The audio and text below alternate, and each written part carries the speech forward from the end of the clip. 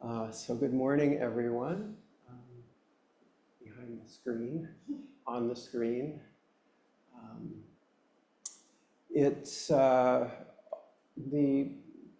nearly the culmination of our Ango intensive practice period today. We'll reach our climax tomorrow. It's wonderful to see the Zendo filled to bursting today. Great that everyone came out. Great that you're with us online as well. I love it when the Zendo's full because we can't just go about things in our ordinary way. We have to really figure out, wait a minute, is this going to work? How should we do things? Do we get rid of the screens? Do we change the seating, change the kinhin line? And we have to improvise, and it keeps us on our toes.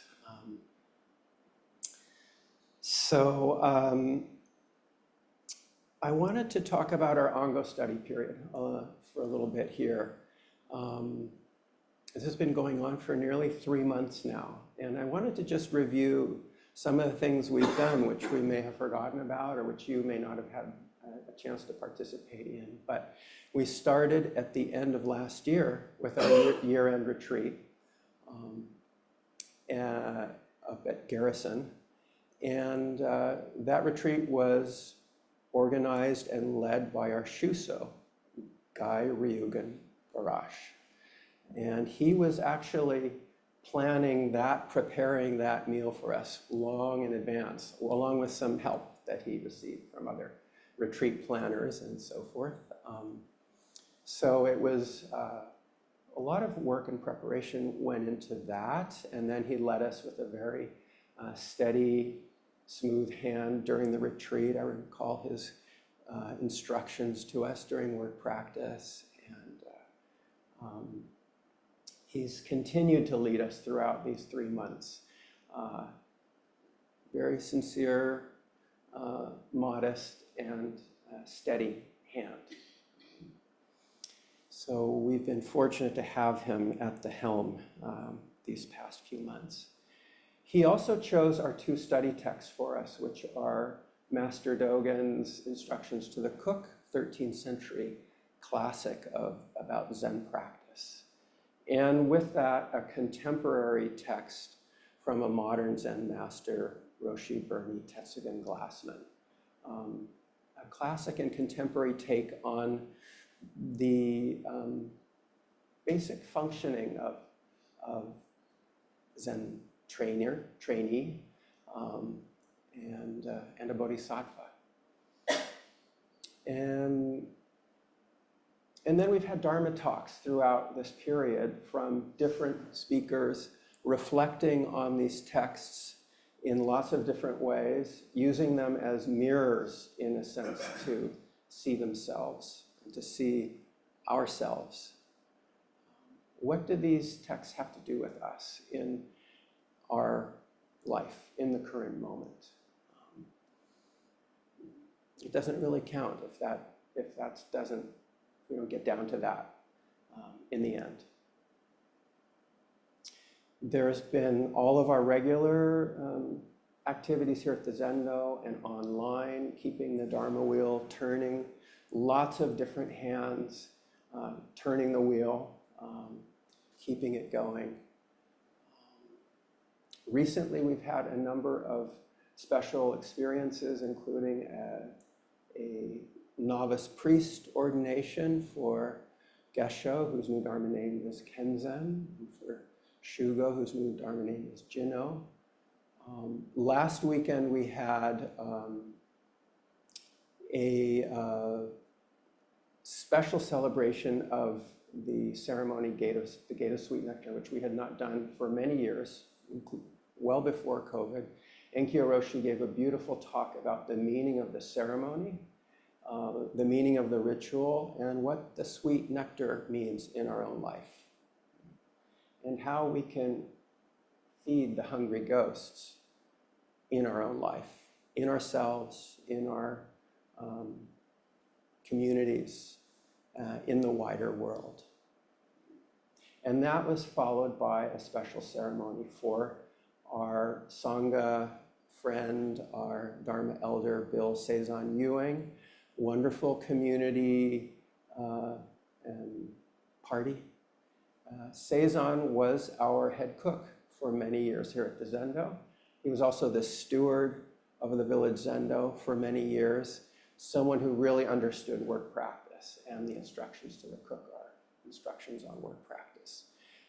Gave so much to us, served us so well for so long that we wanted to appreciate him. And so we did that as well. And then this week we had Urban Sesshin. And Urban Sesshin lasted for 3 days. Again, it was conceived of and organized by Ryugen, or Shiso.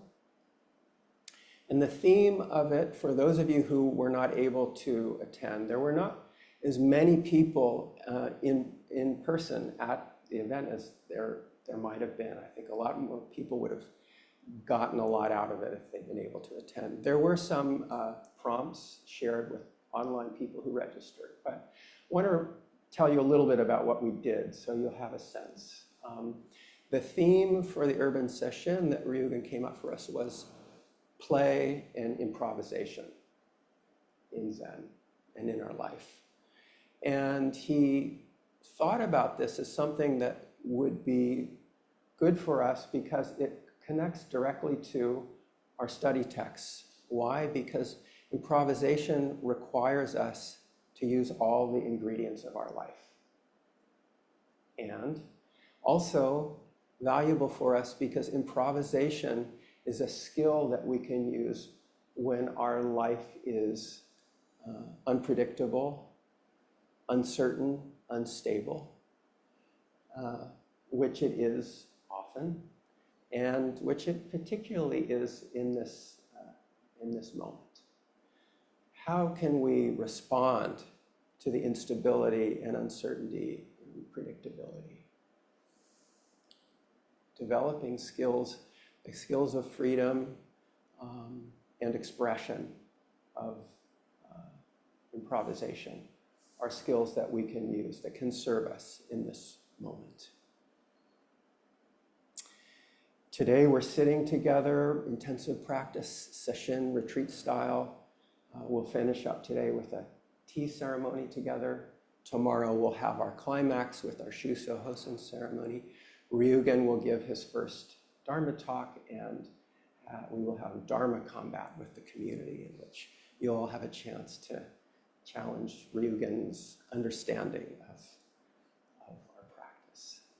I want to encourage everyone to be there and participate. So I'm bringing all this up because I want you to see all the different ways, or at least a few of the ways in which, as a community, we have been working together. We have been expressing ourselves as a community with all of our different styles, different colors, different tones and approaches. But all of these differences come together in our unified Sangha practice. So what I really want to hold up today is the treasure of Sangha. The other thing that's been going on during these months, which was not lost on any of us, is that our country is in great turmoil. We are going through a period which I think is very dramatic and unprecedented historically. I don't think we've ever seen anything like it. I think it is talk about unpredictability and instability coming up in a really big way, very challenging way. I think that the way people view it may vary within our community, as it certainly does within the wider world. But this is what we're grappling with. This is the great koan of our time. And so the question is, how can we respond to what's going on in the world and in our life? The suffering we see in our life and in our world, the impermanence, the hungry ghosts, the greed, anger, and ignorance, the antagonism, the violence? How can we respond? What does our practice have to offer us? What is a bodhisattva to do in this moment? I think that one way to respond is through community. I think this is actually really important. The teachers throughout these months have talked about a lot of different ways we can respond. But one of the ways is to create and sustain community. I think we should appreciate that.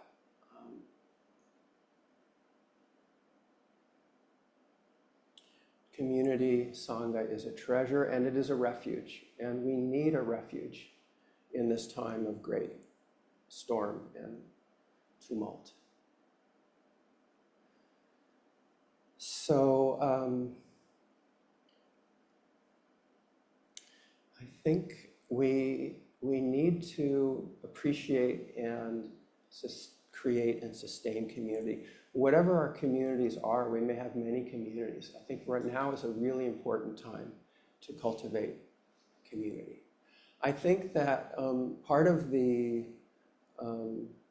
current project of this government and of the far right in the country is to try to break down and dissolve a lot of the existing relations that have constituted social life and political life and economic life for a long time. So that involves attacking public institutions, the government. It involves attacking private institutions that don't fit the bill for what the government or the far right wants, and civil society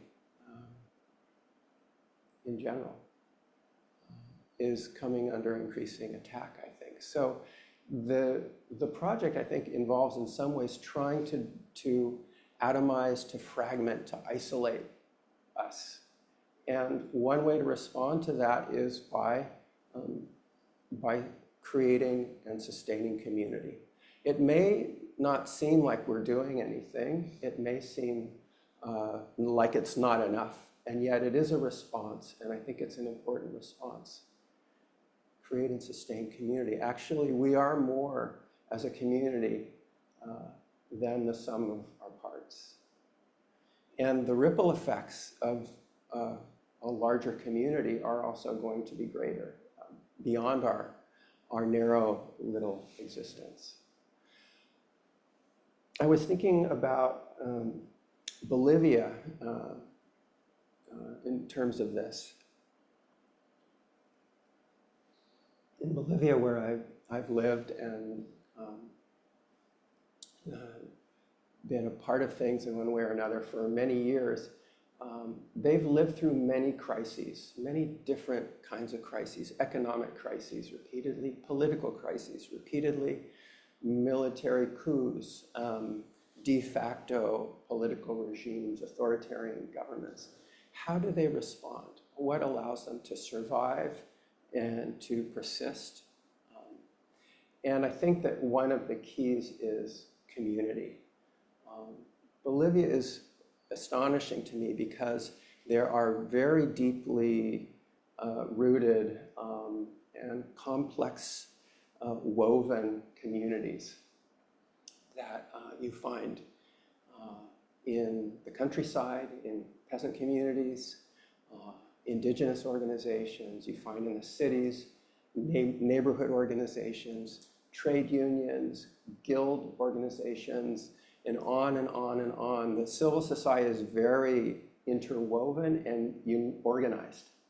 And that provides a way for people to bear the blows that they receive and to subsist, to support one another, to supply resources to one another, to those who especially need it, and to grieve their losses together, and to mobilize when the time comes to mobilize. And I think that there's a lot that we can learn from this kind of experience. So creating and sustaining community, I think, is really, really important right now. How can we do that? Well, we're doing it right now. When you come to the Zendo once a week to sit, you're doing it. And when you chit-chat with your Dharma brothers and sisters and siblings in the entry hall, you're doing it. And you do rehearse for the liturgy, you're doing it. And we sit and have tea together, and we're doing it. So we can do it in infinite ways.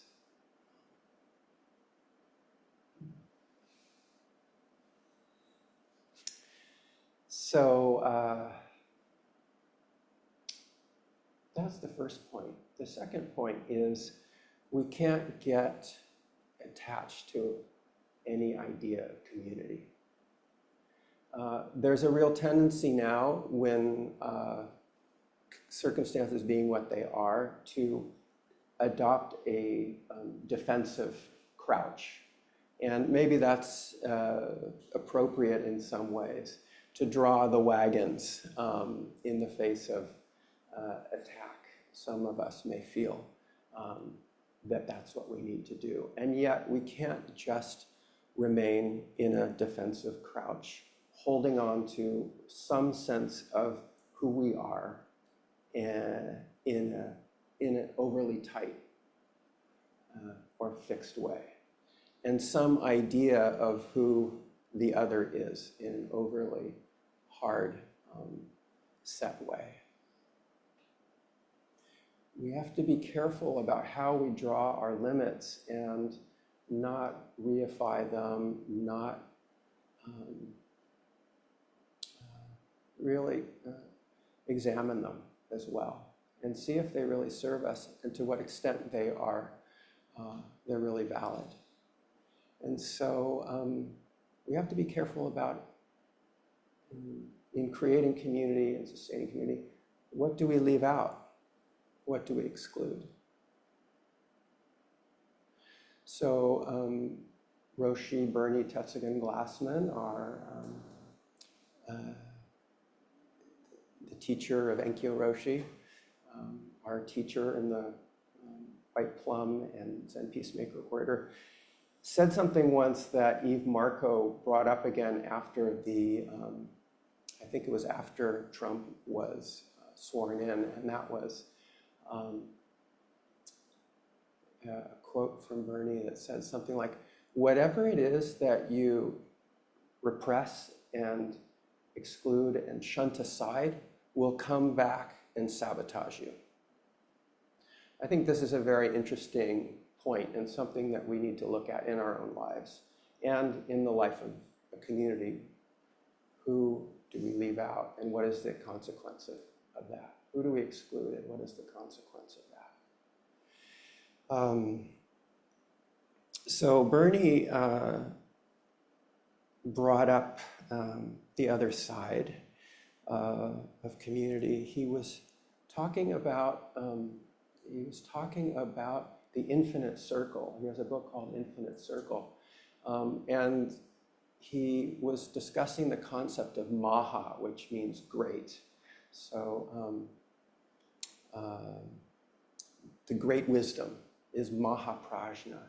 And Maha, Sanskrit term for great, Bernie says is like the infinite circle, in which everything is included. It encompasses everything and nothing is left out. That is the fullest sense of wisdom. And if there's nothing that's left out of that circle, there's no outside. And if there's no outside, then actually there's no inside.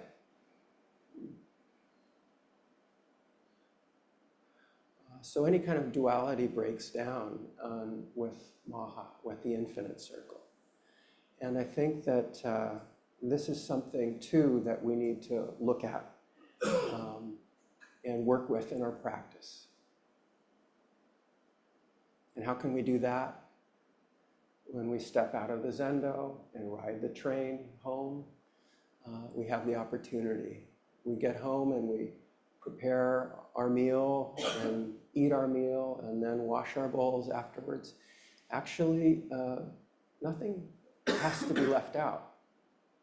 It can all be within the infinite circle. And then in our relations at work or with family, someone just a day or two ago was saying that they have some really, really close friends with whom they can't discuss certain issues. Can't go there. That may be skillful means, or maybe something to look at. Is there a moment where there's an opening for some kind of engagement? Have to improvise. So both sides, creating a sustaining community and not holding on to any fixed, narrow sense of community, so that we can open ourselves up to everything. The right has been attacking DEI, but what does diversity and equity inclusion actually mean? What are they opposed to about diversity or about equity or about inclusion? From a Buddhist perspective, what is diversity? Well, the Zen peacemaker said, Sangha is the ocean of diversity.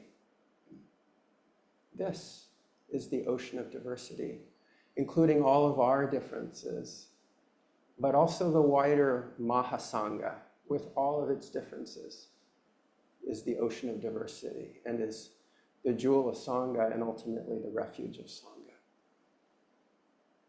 And what about equity? Well, from a Buddhist perspective, everything and every being is equal.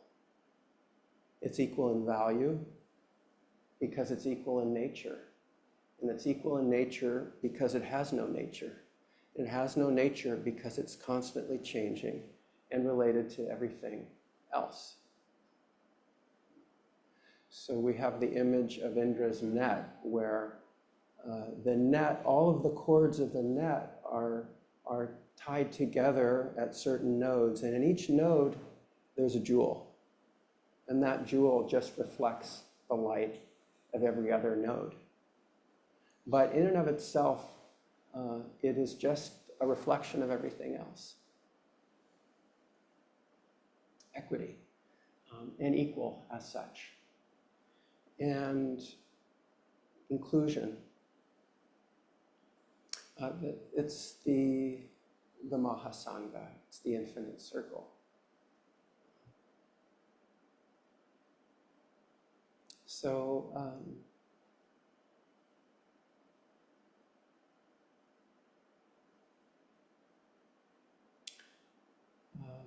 I bring these points up for us now because I think now is the time for Sangha and for Maha-sangha. So we can do it any moment. We can do it Sangha and Maha-sangha right now. This is actually it.